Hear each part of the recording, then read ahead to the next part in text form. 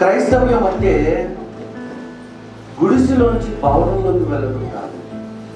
క్రైస్తవ్యం అంటే పాపములో నుంచి చెప్పండి పరిశుద్ధతలోకి వెళ్ళాలి. ఎక్కడికి వెళ్ళాలి? పరిశుద్ధతలోకి వెళ్ళాలి.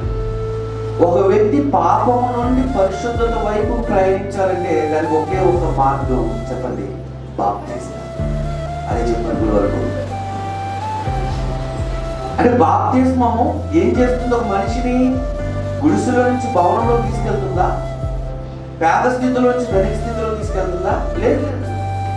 పాపము నుండి పరిశుద్ధతలో తీసుకెళ్తుంది. అంటే మన పరిశుద్ధులు కావాలంటే బాప్తిస్మం అనేది చాలా అవసరం. ఒక యవనస్తుడు సేవకుడి దగ్గరికి వచ్చాడు. వస్తే అయ్యా నువ్వు సేవకుడు అడుగుతున్నాడు, నువ్వు బాప్తిస్మం పొందావా అంటే నాకు ఇంకా 18 ఏళ్ళు ఏంటి అన్నాడు. ఎన్నేళ్ళు? ఓన్లీ 18 years అన్నాడు. అయితే మీకు 18 ఏళ్ళు అయితే మరి నీకు రక్షణ అవసరం లేదా అంటే ఇంకా టైం ఉంది కదండి. ఏముంది? మరి ఈ లోపు నీ ప్రాణం పోతే, నువ్వు చనిపోతే అంటే అబ్బాయి నాకు 18 ఏళ్ళు అంటాడు. అంటే నేను అప్పుడే చావను, ఇంకా సమయం ఉందండి. లేదు ఒకవేళ యేసుక్రీస్తు ప్రభు రాకడ వస్తే అని అన్నారండి. ఎవరు? సేవకుడు. ఎవరు రాకడ? ప్రభు రాకడ వస్తే, రెండవ రాకడ వస్తే ఏం చేస్తాడు? నిజమే, మన మరణం ప్రభు రాకడ ఎప్పుడు మనకి తెలీదు. కనుకనే యవనస్తులారా, నాకు ఇంకా సమయం ఉంది, 18 ఏళ్ళే, నాకు 20 ఏళ్ళే, ఇంకో నేను 60 ఏళ్ళు జీవిస్తాను భూమి మీద అని మీరు బాప్తిస్మం అనే ఈ రక్షణను ఏం చేయొద్దు, నిర్లక్ష్యం చేయొద్దు, వాయిదా వేయద్దు.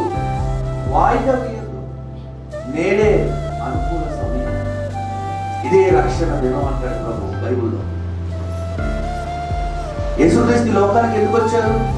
ఒక యవనస్తుని అడిగితే ఆయన అంటున్నాడట, బాబు నువ్వు ఏం చేస్తున్నావు అంటే చదువుతున్నాడు. ఆ చదువు తర్వాత ఏముందంటే ఉద్యోగం చేస్తున్నాడు. ఉద్యోగం తర్వాత ఏం చేస్తామంటే పెళ్లి చేసుకుంటాడు. మరి పెళ్లి చేసుకున్న తర్వాత పిల్లలు కంటారు. మరి పిల్లలు కన్న తర్వాత వాళ్ళ పెద్దవాళ్ళు చేసి పెళ్లి చేస్తారు. పెళ్లి చేసిన తర్వాత నేను రిటైర్మెంట్ తీసుకుని హాయిగా రెస్ట్ తీసుకుని పిల్లలతో మనవలతో ఆడుకుంటాడు. ఆ తర్వాత అన్నాడు కోపం వచ్చింది.